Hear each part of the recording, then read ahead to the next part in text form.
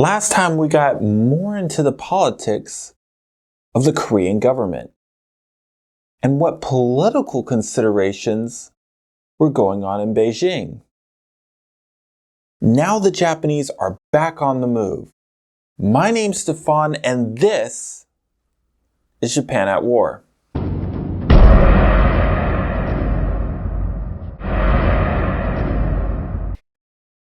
On June 27th, after 2 weeks of rest in the capital Seoul, the Japanese continued their advance. Leading the way was Kunishi Yukinaga and Soyo Shitoshi, with Kato Kiyomasa and Kuroda Nagamasa following soon after. The roads were pretty easy to travel until they reached the Imjin River.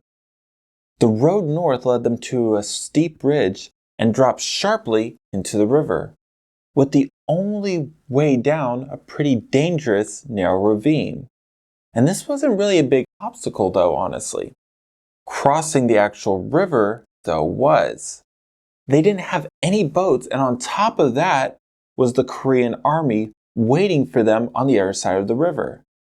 There was thousands of them, well armed, and with a nice piece of easily defendable flat land, just waiting to cut the Japanese down if they tried to cross.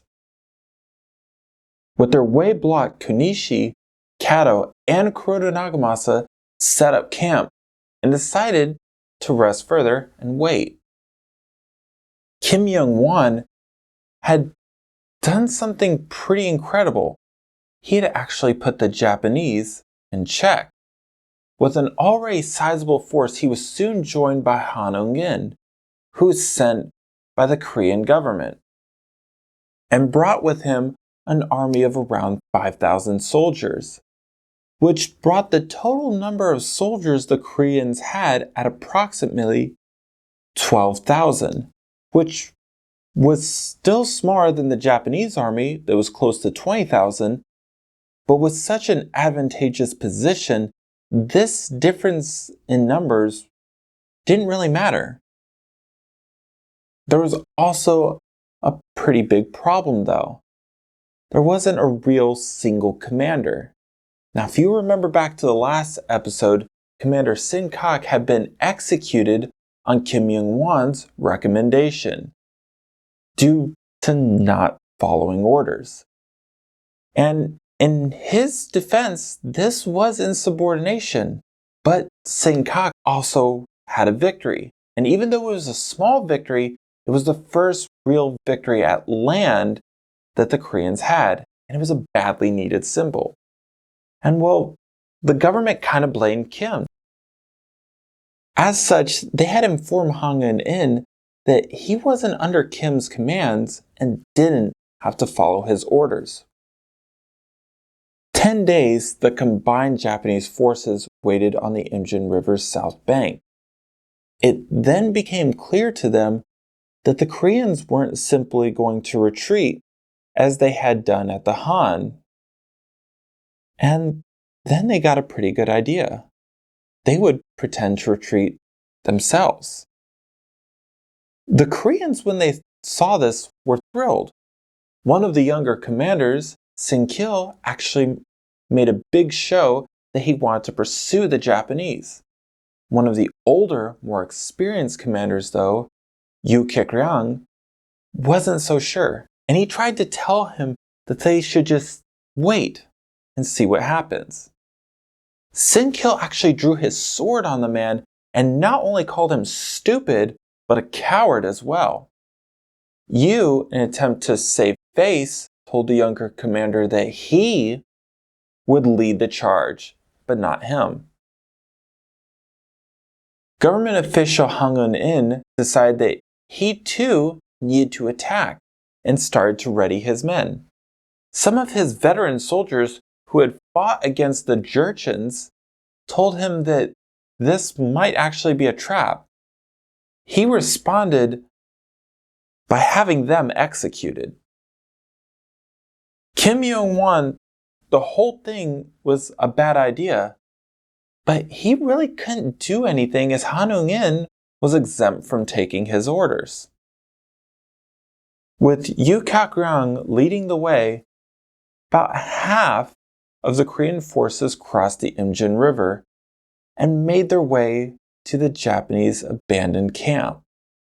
With the enemy nowhere in sight, they started to head towards the tree line.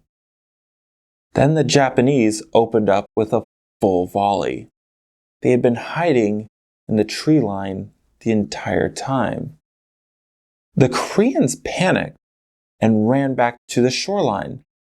Those that made it back first tried to make it in their boats, but they ended up flipping them over in the water in a panic and had to try to attempt swimming all the way to the other side.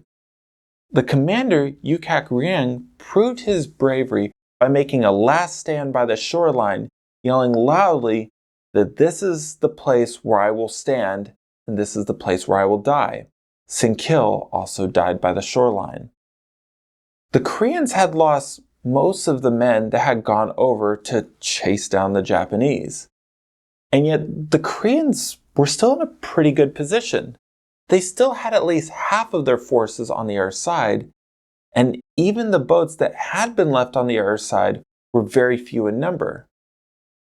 The Japanese would have no chance to take the other side without severe casualties.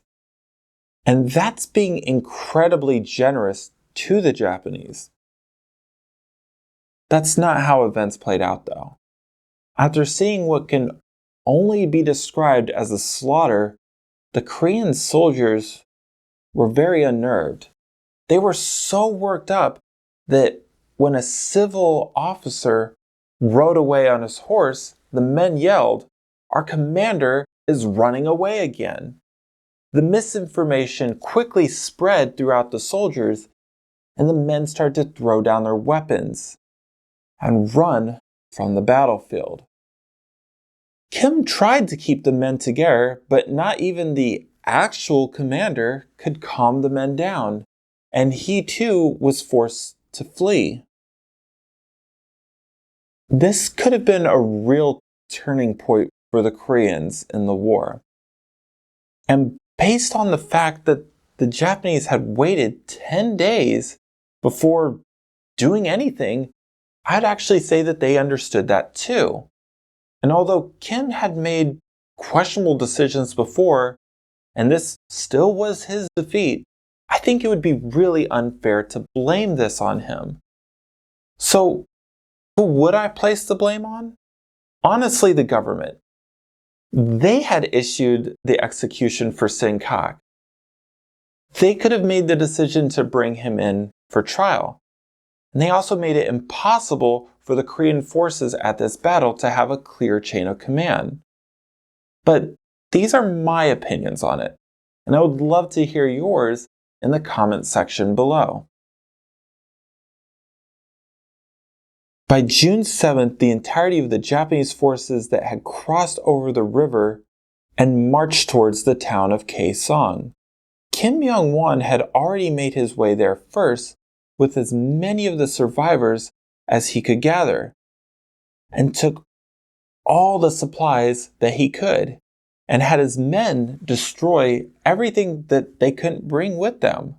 He then left Kaesong Fortress and made his way to Pyongyang.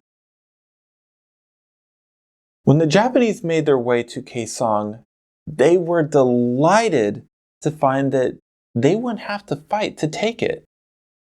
From there, the Japanese decided to split their forces into their respective contingents and went their separate ways. A decision that honestly probably weakened them, as keeping the forces together would have made it even harder for the Koreans to counter, especially if they decided to attack en masse at Pyongyang. But we'll talk more about that in the next episode. Like I said before, please give me your opinions in the comment sections below. I look forward to talking to you about it. See you next time. Oh, Benke, did you know that 70% of viewers are not subscribed?